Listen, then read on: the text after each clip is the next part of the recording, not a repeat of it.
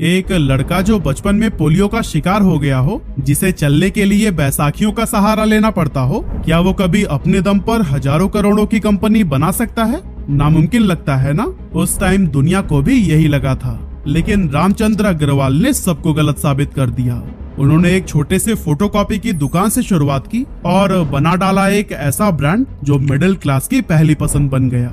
लेकिन फिर एक दिन सब कुछ बिखर गया, कंपनी डूब गई और खुद रामचंद्र जी को उन्हीं की कंपनी से ही निकाल दिया गया।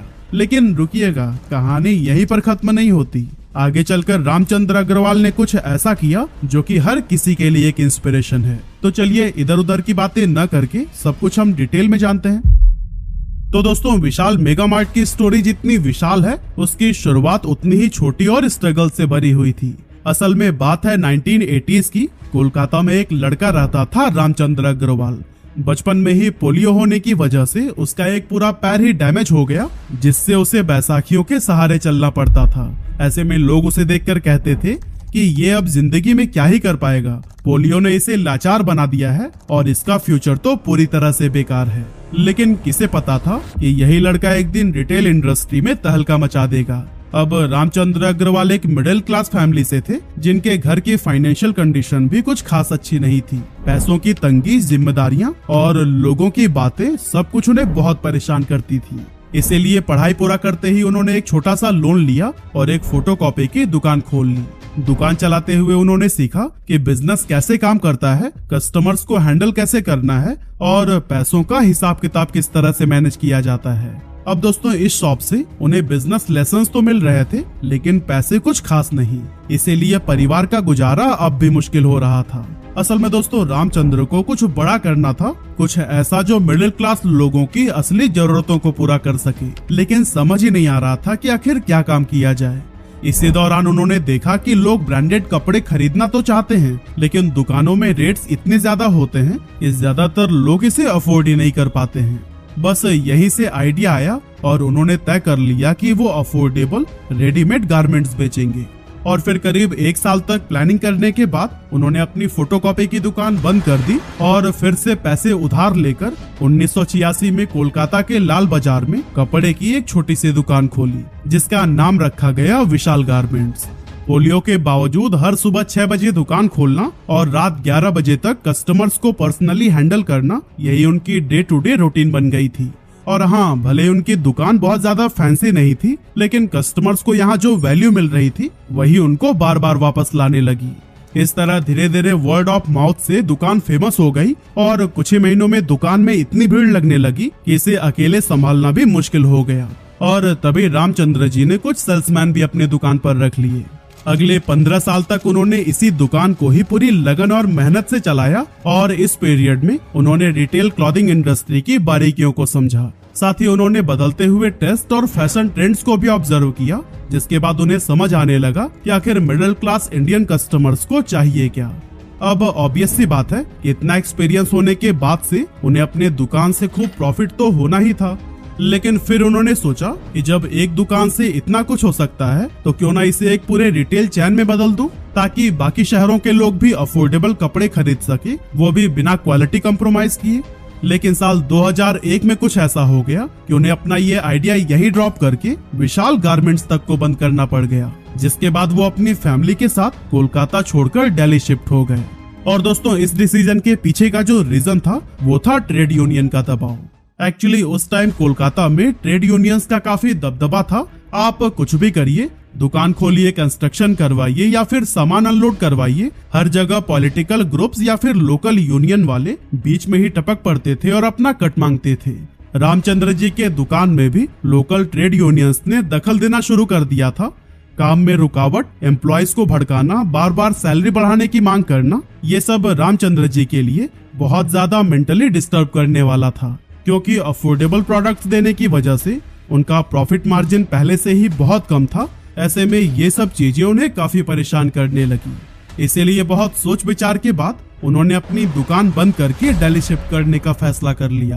अब वैसे तो कोलकाता छोड़ना कोई आसान डिसीजन नहीं था, क्योंकि एक ऐसा शहर जहां उन्होंने बचपन से जवानी तक का सफर तय किया था, उसे छोड़ना उनके लिए इमोशनल भी था और रिस्की भी। लेकिन एक बात वो अच्छी तरह से जानते थे कि रिस्क के बिना ग्रोथ नहीं होती। इसीलिए दिल्ली उनके लिए एक नई उम्मीद लेकर आया, जहां ज्यादा एक्सपोजर, बड़ा मार्केट और वो फ्रीडम थी जो कि कोलकाता में अब नहीं बची थी। रामचंद्र जी ने दिल्ली में अपनी नई जर्नी की शुरुआत की और विशाल रिटेल लिमिटेड की नींव रखी। उनका विजन था कि वो इस रिटेल स्टोर के जरिए मिडिल क्लास को ब्रांडेड जैसा एक्सपीरियंस दे, लेकिन प्राइस हो होलसेल के जैसा। इसीलिए उन्होंने एक ऐसा सेटअप बनाया जहां कपड़े, grocery, kitchen items, home decor और बेसिक जरूरत का हर सामान एक ही छत के नीचे अवेलेबल था। इसे कस्टमर्स ने भी खूब पसंद किया और धीरे धीरे उनका ये धंधा भी चल पड़ा, जिसके बाद से विशाल रिटेल ने एग्रेसिव एक्सपेंशन स्टार्ट कर दिया। उनका फॉर्मेट बिल्कुल सिंपल था, बड़ा शोरूम, ढेर सारा सामान और सबसे सस्ता दाम। एसी वाला showroom, shopping basket, billing counter और यूनिफॉर्म पहने हुए स्टाफ, ये सब छोटे शहरों में बिल्कुल नया था। इसीलिए जल्द ही विशाल रिटेल का हाइप क्रिएट होने लगा। कंपनी हर महीने ही नए नए स्टोर्स खोलती गई, जिसके चलते विशाल रिटेल इंडिया के दूर दराज इलाकों में भी अपनी प्रेजेंस बनाने लगा। मीडिया में उन्हें देसी वॉलमार्ट ऑफ इंडिया कहा जाने लगा और 2006 आते आते विशाल रिटेल एक ऐसा नाम बन गया जिसमें हर कोई इन्वेस्ट करना चाहता था। फिर आया 4 जुलाई 2007, जब विशाल रिटेल ने अपना आईपीओ लॉन्च किया। रिटेल इन्वेस्टर्स ने इसे हाथों हाथ लिया और इसका शेयर पहले ही दिन अपने इशू प्राइस से करीब 75% ऊपर लिस्ट हुआ। सबको विशाल रिटेल में इंडिया का नेक्स्ट बिग ब्रांड दिख रहा था। उस टाइम कंपनी के पास 50 से ज्यादा स्टोर्स थे और मार्च 2007 तक उसका टोटल रेवेन्यू 6 बिलियन रुपीस यानी करीब 6000 करोड़ रुपए को भी क्रॉस कर चुका था। अपने आईपीओ से विशाल रिटेल ने करोड़ों का कैपिटल रेज किया और इसके बाद से तो मानो एक्सपेंशन का एक दौर ही शुरू हो गया। दिल्ली से लेकर गुवाहाटी तक और भोपाल से लेकर भुवनेश्वर तक हर जगह ही विशाल रिटेल नजर आने लगा। लेकिन दोस्तों, यहीं से शुरुआत हुई उस गलती की जो आगे चलकर कंपनी को बहुत भारी पड़ी। असल में दोस्तों, इसका एक्सपेंशन तो बहुत फास्ट हो रहा था, लेकिन उसके पीछे का सिस्टम उतना स्ट्रांग नहीं था। कंपनी नए नए स्टोर्स खोलने में इतना ज्यादा इन्वेस्ट कर दे रही थी कि बैकएंड सिस्टम्स जैसे कि लॉजिस्टिक और इन्वेंट्री उतनी स्पीड से रेडी नहीं हो पा रहे थे। हालांकि उस टाइम विशाल रिटेल का एम्पायर बहुत तेजी से ऊपर जा रहा था। क्रेडिट पर माल उठाए जा रहे थे, ईएमआई पर बिल्डिंग्स खरीदी जा रही थी और लोन पर लोन लिए जा रहे थे, इस भरोसे पर कि कल की सेल सब कुछ संभाल लेगी। लेकिन दोस्तों, बिजनेस सिर्फ ग्रोथ के भरोसे नहीं चलता, इसके लिए मजबूत फाउंडेशन भी होनी चाहिए, क्योंकि दुनिया में किसी भी टाइम कोई ऐसी अनहोनी हो सकती है जो कि आपकी ग्रोथ को पूरी तरह से रोक देगी। और 2008 में जिसका डर था, ऐसा ही हुआ। ग्लोबल फाइनेंशियल क्राइसिस, जिसकी वजह से विशाल रिटेल जैसी कमजोर नींव वाली सभी कंपनीज को बड़ा झटका लगा। स्टॉक मार्केट क्रैश कर गई, बैंक्स ने लोन देना बंद कर दिया और जो कंपनीज उधारी की रफ्तार पर दौड़ रही थी, उनकी गाड़ी पटरी से उतरने लगी। और दोस्तों, आपको पता ही है कि विशाल रिटेल भी उन्हीं कंपनीज में से ही एक थी। स्टॉक मार्केट क्रैश की वजह से विशाल रिटेल को 750 करोड़ रुपए का लॉस हुआ और इसने पिछले 2 सालों में इतनी तेजी से एक्सपेंशन किया था कि कंपनी के पास कैश कम और खर्चा ज्यादा हो गया। बैंक बार बार ईएमआई भरने का रिमाइंडर्स भेजने लगे थे, सप्लायर्स पेमेंट की मांग कर रहे थे और कस्टमर्स भी काफी कम हो गए थे, क्योंकि रिसेशन के डर से लोग जरूरी चीजों के अलावा कुछ भी खरीदना अवॉइड करने लगे थे। हालात ये हो गई थी कि विशाल रिटेल के कुछ स्टोर्स में तो इलेक्ट्रिसिटी बिल तक नहीं भरे जा सके और कई जगह पर तो किराया पेंडिंग में था, जिसके चलते दुकान मालिकों ने स्टोर्स बंद करवा दिए। रामचंद्र अग्रवाल जी ने बहुत कोशिश की कि सिचुएशंस को कंट्रोल में रखें। उन्होंने कॉस्ट कटिंग शुरू की, कुछ स्टोर्स भी बंद कर दिए और नए लोन लेने के लिए बैंक से अप्रोच किया। लेकिन अब मार्केट में कोई किसी पर भरोसा ही नहीं कर रहा था। ये वही विशाल रिटेल था जो 1 साल पहले तक इन्वेस्टर्स के लिए सोने का अंडा देने वाली मुर्गी था, लेकिन आज ये खुद सर्वाइवल के लिए स्ट्रगल कर रहा था। रामचंद्र अग्रवाल हर तरफ से घिर चुके थे। विशाल रिटेल की भी हालत इतनी खराब हो गई थी कि स्टाफ तक को सैलरी देने के पैसे नहीं बचे थे और इस तरह से 2010 आते आते विशाल रिटेल ऑलमोस्ट खत्म हो चुका था। रामचंद्र अग्रवाल जी इमोशनल, फाइनेंशियल और लीगल हर तरह के प्रेशर में दबने लगे थे। और दोस्तों, इन सब से बाहर निकलने के लिए उनके पास में 2 चॉइसेस थी, या तो वो कंपनी को बैंकरप्ट घोषित कर दें या फिर किसी बड़े इन्वेस्टर्स को ढूंढकर कंपनी बेच दें। आखिरकार उन्होंने दूसरा ऑप्शन चुना और एक ऐसे इन्वेस्टर की तलाश करनी शुरू कर दी जो कि विशाल रिटेल को खरीद सके। तब इस स्टोरी में एंट्री हुई 2 बड़े नामों की, टीपीजी कैपिटल और श्रीराम ग्रुप की। टीपीजी एक अमेरिकन प्राइवेट इक्विटी फर्म थी और श्रीराम ग्रुप साउथ इंडिया का एक बड़ा बिजनेस हाउस जो कि एनबीएफसीज और ट्रांसपोर्ट फाइनेंस के लिए जाना जाता है। इन दोनों ने मिलकर विशाल रिटेल के एसेट्स को खरीदने का फैसला किया, जिसके बाद रामचंद्र जी ने कभी 11,000 करोड़ रुपए की वैल्यू वाली अपनी इस कंपनी को 2011 के टाइम सिर्फ 70 करोड़ रुपए में बेच दिया। ये सब रामचंद्र अग्रवाल जी के लिए दिल तोड़ देने वाला था, लेकिन फिर भी वो खुश थे कि कम से कम सालों की मेहनत से खड़ी की गई ये कंपनी बैंकरप्सी से तो बच गई और अब वो नई स्ट्रेटेजीज के दम पर वापस से इसको प्रॉफिटेबल बना सकते हैं। एक्चुअली शुरुआत में कंपनी को खरीदने के बाद टीपीजी और श्रीराम ग्रुप ने ट्रांजिशन फेज के लिए राम जी को गाइडेंस और कंसल्टेशन के लिए रखा था, क्योंकि वो ब्रांड के मेन फेस थे और सिस्टम को अच्छी तरह से समझते थे। लेकिन जैसे ही नए मैनेजमेंट को कंट्रोल मिल गया, उन्होंने साफ कह दिया कि अब स्ट्रैटेजी, डिसीजन मेकिंग और ऑपरेशन सभी हमारे कंट्रोल में ही होंगे और इस तरह राम जी को बाहर का रास्ता दिखा दिया गया। इसके बाद विशाल रिटेल का नाम बदलकर कर दिया गया विशाल मेगा मार्ट प्राइवेट लिमिटेड। और दोस्तों, सिर्फ नाम ही नहीं बल्कि इस बार कंपनी एकदम अलग सोच के साथ में ऑपरेट करने वाली थी। रामचंद्र जी का विशाल रिटेल एग्रेसिव एक्सपेंशन पर चल रहा था, लेकिन इस नए विशाल मेगा मार्ट ने स्लो और स्टेडी ग्रोथ को चुना। इसीलिए मैनेजमेंट ने सबसे पहले कॉस्ट कटिंग करना शुरू किया। बड़ी बड़ी सिटीज के स्टोर्स बंद कर दिए गए, ऐसे मॉल छोड़ दिए गए जहां रेंट ज्यादा थे, साथ ही स्टाफ को भी काफी कम कर दिया गया था। फोकस सिर्फ एक चीज पर था, वैल्यू फॉर मनी, और टारगेटेड ऑडियंस भी वही थी, छोटे शहरों का मिडिल क्लास कस्टमर। कंपनी ने अपनी सप्लाई चेन को भी आसान बनाने की कोशिश की, क्योंकि पहले जो सामान दिल्ली से पूरे देश में भेजा जाता था, अब उसे रीजनल वेयर हाउसेज में डिस्ट्रीब्यूट किया जाने लगा, जिससे कि लॉजिस्टिक कॉस्ट बहुत कम हो गया।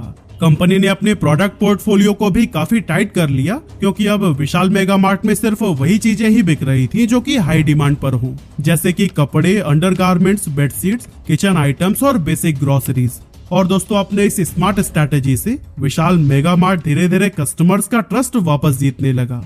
और फिर इसी पॉजिटिव ग्रोथ को ही देखते हुए साल 2018 में विशाल मेगा मार्ट को केदारा कैपिटल और पार्टनर्स ग्रुप ने $350 मिलियन यानी करीब 5,000 करोड़ रुपए में एक्वायर कर लिया। विशाल मेगा मार्ट के नए इन्वेस्टर्स ने टेक्नोलॉजी में इन्वेस्ट किया, लो कॉस्ट स्टोर्स पर फोकस किया, फैंसी मॉल्स की बजाय ऐसे स्टोर्स बनाए गए जहां भले ही एसी ना हो, लेकिन चीजें सस्ती और लोगों की जरूरत वाली मिलती हो। स्टोर्स में घुसते ही कस्टमर्स की नजर 99 की टी शर्ट, 129 की लेगिंग्स, 199 के टॉवेल्स और 399 के कुर्ता सेट पर जाती थी, जिससे कोई भी स्टोर से खाली हाथ वापस नहीं लौटता था। इसी दौरान विशाल मेगा मार्ट ने एक ऐसा दांव भी खेला जिसने पूरे गेम को ही बदल दिया। उन्होंने तय किया कि अब वो सिर्फ दूसरों के ही प्रोडक्ट्स नहीं बेचेंगे, बल्कि अपने खुद के भी बनाएंगे। और यहीं से शुरुआत हुई उनके प्राइवेट लेबल्स की।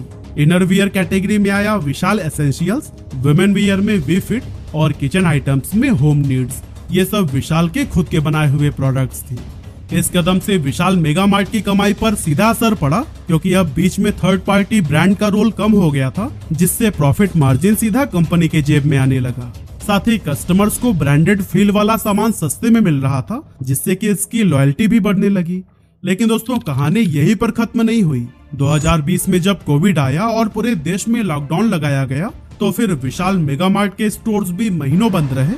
स्टोर बंद, कस्टमर गायब और सप्लाई चेन भी पूरी तरह से टूट गई थी। लेकिन इस बार कंपनी के पास स्ट्रॉन्ग कैपिटल, बेटर टेक और एक्सपीरियंस्ड मैनेजमेंट था। कंपनी ने क्विकली सोचा कि अब कस्टमर स्टोर्स तक नहीं आ सकता, तो क्यों ना हम उनके ही घर चले। इसीलिए उन्होंने खुद को ऑनलाइन कर लिया। टियर 2 और टियर 3 सिटीज में लोकल डिलीवरी पार्टनर से पार्टनरशिप की और विशाल मेगा मार्ट वाले भरोसेमंद दामों पर सामान दरवाजे तक पहुंचाने लगे। इस तरह विशाल मेगा मार्ट ने न सिर्फ खुद को संभाला, बल्कि लॉकडाउन जैसे मुश्किल वक्त में भी अपने कस्टमर से कनेक्शन बनाए रखा। लेकिन दोस्तों, सवाल तो ये है कि डी मार्ट और रिलायंस जैसे बड़े बड़े खिलाड़ियों के बीच विशाल मेगा मार्ट आखिर टिक कैसे पाया। असल में विशाल ने कभी भी इन जायंट से सीधे टक्कर ही नहीं लिया। उसने उन्हीं शहरों यानी टियर 2 और 3 सिटीज में अपना एक्सपेंशन किया जहां डी मार्ट और रिलायंस जैसे बड़े जायंट्स नहीं होते थे। इसके अलावा रिलायंस और डी मार्ट इलेक्ट्रॉनिक्स और ग्रोसरी जैसे आइटम पर ज्यादा फोकस करते थे, वहीं विशाल मेगा मार्ट ने फैशन और लाइफस्टाइल में इन्वेस्ट कर रखा था। हालांकि इनके पास ग्रोसरीज भी मिल जाएंगी, लेकिन बस इतनी कि कोई बेसिक जरूरत के लिए दुकान से खाली हाथ ना लौटे। और दोस्तों इन्हीं सभी स्ट्रेटेजीज का ही असर था कि जब 2024 के एंड में विशाल मेगा मार्ट ने अपना आईपीओ लॉन्च किया था, तब यह 27 से 28x तक ओवर सब्सक्राइब्ड हुई थी और इन्वेस्टर्स ने भी इससे खूब पैसा कमाया। आज की अगर बात करें तो 300 से भी ज्यादा शहरों में विशाल मेगा मार्ट के 600 से ज्यादा स्टोर्स हैं और इसका वैल्यूएशन भी 5000 करोड़ रुपए को पार कर चुका है। पर दोस्तों सवाल ये है कि विशाल मेगा मार्ट के जो फाउंडर थे रामचंद्र जी अग्रवाल, उनका क्या हुआ? आपको बता दें, रामचंद्र जी एक बहुत ही सक्सेसफुल बिजनेस रन कर रहे हैं जिसका नाम है V2 रिटेल लिमिटेड। विशाल रिटेल से अलग होने के बाद भी रामचंद्र अग्रवाल का हौसला नहीं टूटा। उन्होंने ठान लिया था कि जो गलती पहले हो चुकी है उसे दोबारा नहीं दोहराएंगे। इसीलिए बचे हुए पैसों और 10 करोड़ रुपए के लोन से उन्होंने V2 रिटेल की शुरुआत की। नाम में वी उन्होंने जानबूझकर रखा ताकि लोगों को विशाल की याद आए, मतलब वही सस्ती और अच्छी क्वालिटी वाली शॉपिंग का भरोसा। V2 रिटेल की पहली दुकान साल 2012 में जमशेदपुर में खोली गई और उन्होंने इस बार सब कुछ बहुत अच्छी तरह से सोच समझकर किया, कोई भी जल्दीबाजी वाला एक्सपेंशन नहीं। रामचंद्र जी ने हर नए स्टोर से पहले प्रॉपर मार्केट रिसर्च की और शुरू से ही सप्लाई चेन को मजबूत बनाए रखा, जिसका नतीजा ये रहा कि 2013 तक कंपनी का टर्नओवर 100 करोड़ रुपए को भी पार कर गया और 2014 में ये आंकड़ा बढ़कर 225 करोड़ रुपए से भी ऊपर पहुंच गया था।